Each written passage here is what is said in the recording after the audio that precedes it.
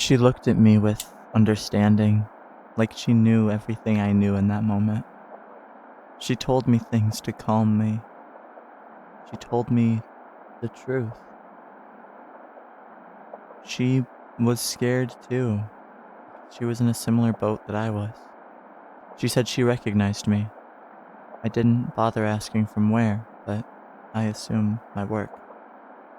She said I had talent, and that she was glad I got out of that place that was misusing me.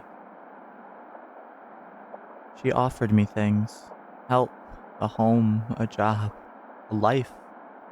Something I hadn't had since the studio, really. I questioned her, wondering if she was one of them, trying to take me back, or maybe worse, maybe someone just trying to take advantage of a lost girl. But the more I talked, the more genuine her voice was. I could tell she just had an interest in me. We talked each other's ears off for a few hours on our opinions of this place, and we had different views on things.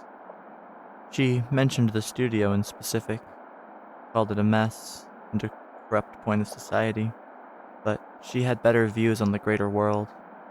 I did not share those views. I let her have her home.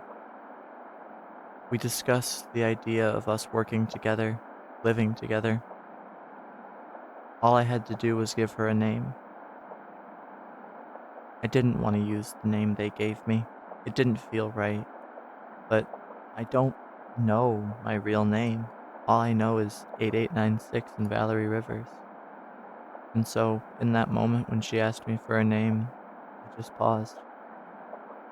I looked like a deer in headlights over such a simple question. What is my name?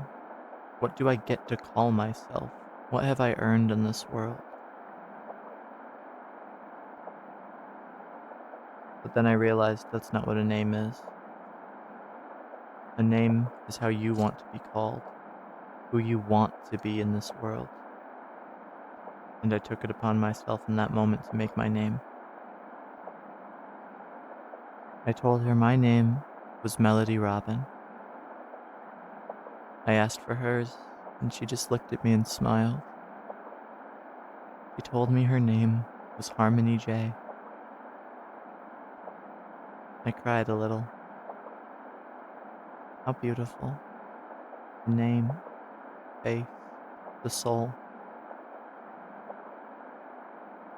We began working together on a radio broadcast, preparing for summer activities for Central Vibrancy.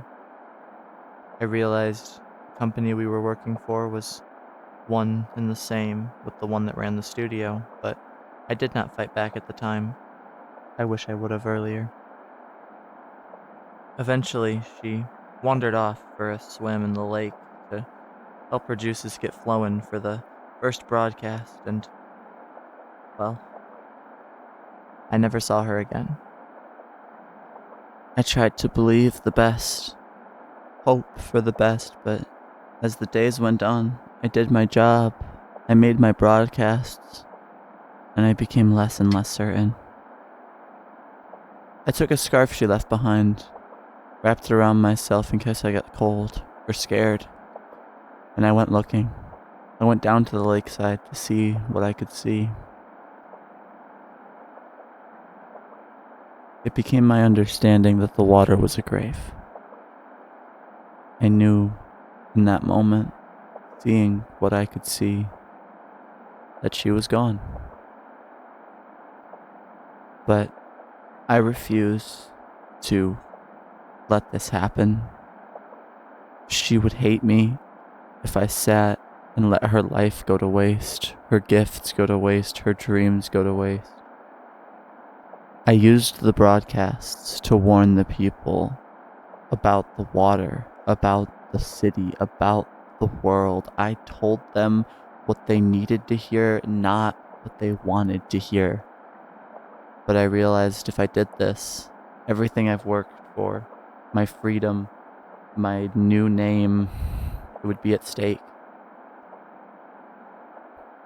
So, I gave one final broadcast, wrapped her scarf around my head, and made one last trip through the land of vibrancy.